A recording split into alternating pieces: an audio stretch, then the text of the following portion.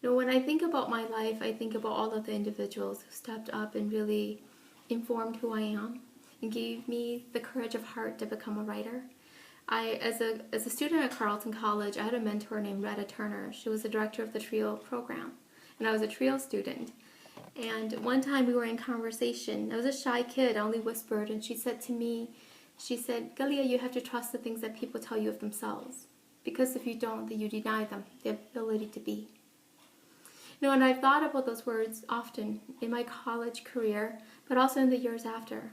When I started writing the book, I started thinking about all the things that my grandma told me of herself.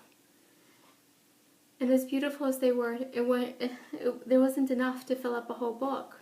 Because at some point you realize that the stories that you're telling, as much as they're hers, they've become mine. So I thought about this old woman who gave birth to 9 kids, had over 100 grandchildren, and now has given birth to over 250. One person. My grandpa died when my dad was just 2 years old. She raised 7 little boys and taught them how to be men. She saw me come along, at the later part of her life, and she taught me how to be.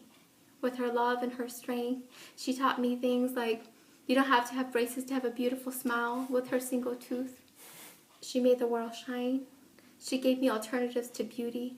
She gave me hope. I could never look like Pamela Anderson, but there was a chance I could look like Jolie, who was equally beautiful and so much wiser most of the time, And so this one human being really informed my heart. And when she died, I wanted her to continue living within me.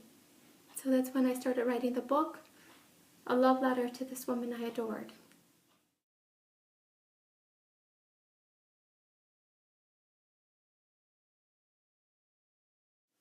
The first time I did a reading of the book, it was at a UN conference.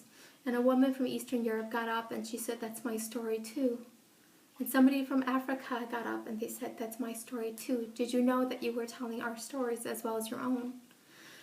And it occurred to me, I thought I was writing so passionately about my story and the Hmong experience, and what it means, what it is like to be Hmong American.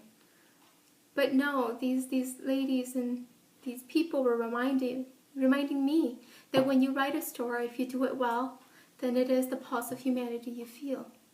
And that's really my hope for the students. I hope that wherever they come from, whether they're TRIO students like me, whether they're people of color or not, that they too can connect to the book and feel that it is the human heart they are experiencing. It is the human life they're learning about.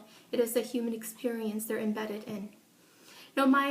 My goal every time I speak is to deepen understanding. I don't care whether students agree or disagree. I don't care if faculty agree or disagree. If I can deepen their understanding of their own experiences and mine, our conjoined human experience, I've succeeded. Then the quota of understanding the world goes up a little bit, and we become a more understanding world. I think that's the one thing that all of the adults in my life, without words in English, have fought for valiantly, and I've seen them lose.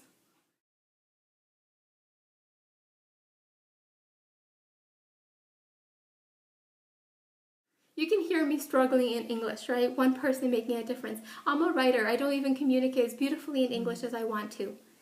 Hmong is the language of my heart. English is the vehicle that allows that heart to open up its windows and its doors. One person struggling to communicate, struggling to speak from her heart. I think sometimes that's the example that students need to see. The faultiness of the endeavor, the imperfections in the prose. And I say I am a writer, and I say that I am writing on behalf of the human story.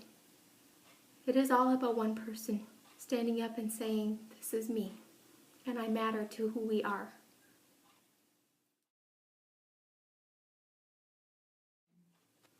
I am really excited to be meeting all of you in the fall. I hope you enjoy my book, and I hope that when we meet, you come to the meeting with questions and comments for me, because like you, I have to learn and I have to grow, and I'm still quite young in the story of my life, and you're going to be a piece of that story. So please Come to me in the fall with your conversation with pieces of who you are, and I will endeavor to meet you wherever you're at so we can grow together some.